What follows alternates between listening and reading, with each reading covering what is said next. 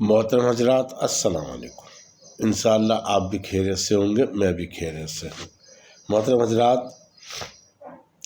نبی کریم صلی اللہ علیہ وسلم کی عادت شریفہ یہ تھی کہ جب لڑائی کے لیے تشریف لے جاتے تو مدینہ منورہ سے باہر جانے کے بعد لشکر کا معاونہ فرماتے، ان کے اہل کو ان کی ضرورتوں کو دیکھتے اور لشکر کی اصلاح فرماتے۔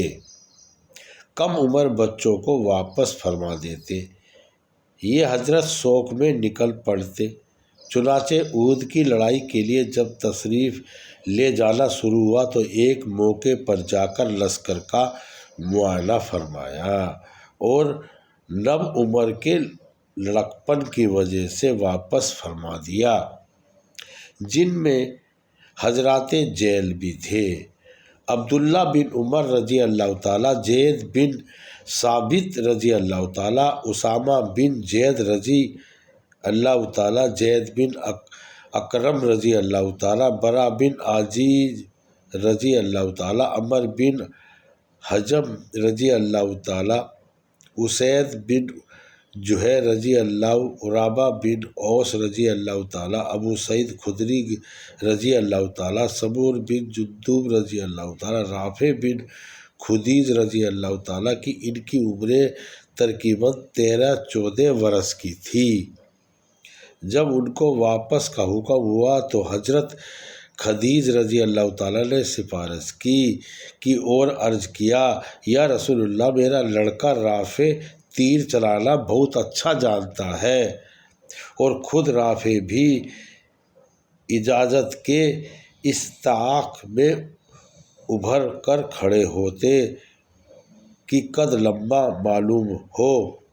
حضور صلی اللہ علیہ وسلم نے اجازت کا عطا فرما دی تو سمور رضی اللہ بن جندب رضی اللہ تعالیٰ نے اپنے سوتیلے باپ مرہ بن سنان سے کہا کہ حضور صلی اللہ علیہ وسلم نے رافع کو تو اجازت مرمت فرما دی اور مجھے اجازت نہیں عطا فرمائی، حالانکہ میں رافع رضی اللہ تعالیٰ سے قوی ہوں۔ اگر میرا اور اس کا مقابلہ ہو تو میں اس کو پچھاڑ دوں گا۔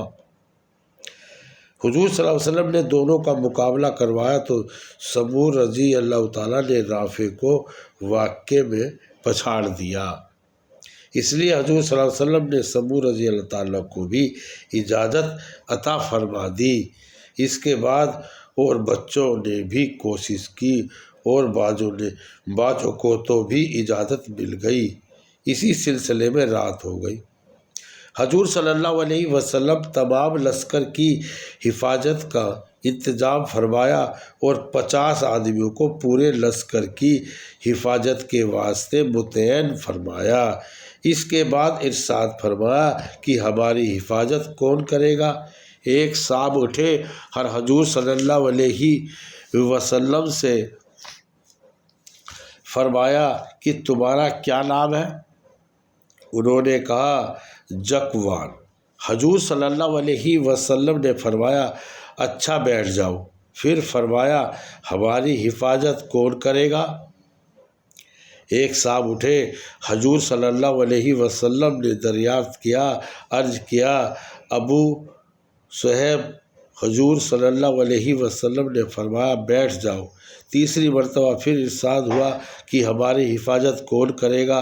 پھر ایک صاحب کھڑے ہوئے اور حضور اقدس صلی اللہ علیہ وسلم کے نام دریافت کیا۔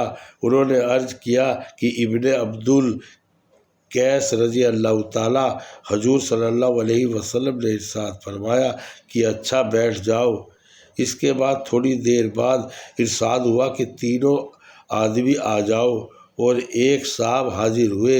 حضور صلی اللہ علیہ وسلم نے فرمایا کہ تمہارے دونوں ساتھی کہاں گئے؟ انہوں نے عرض کیا یا رسول اللہ، تینوں دفعہ میں ہی اٹھا تھا۔ حضور صلی اللہ علیہ وسلم نے دعا دعا دی اور حفاظت کا حکم فرمایا۔ رات بھر یہ حضور صلی اللہ علیہ وسلم کے خیمے کی حفاظت فرما رہے تھے۔ فائدہ یہ ہے شوق اور بدلے میں تھے ان حضرات کے کہ بچہ ہو یا بڑا ہر شخص کچھ ایسا مست تھا کہ جان دینا مستقل مقصود تھا۔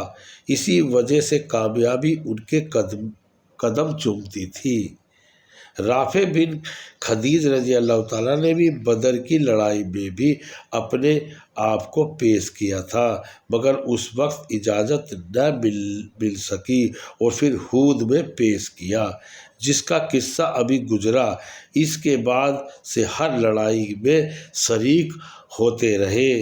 احد کی لڑائی میں سینوں میں ایک تیر لگا، جب اس کو کھینچا گیا تو سارا نکل آیا، مگر بھال کا حصہ اندر بدن میں رہ گیا، جس نے زخم کی صورت اختیار کر لی اور آخر زمانے میں بڑھاپے کے قریب یہی زخم ہرا ہو کر موت کا سبب بنا۔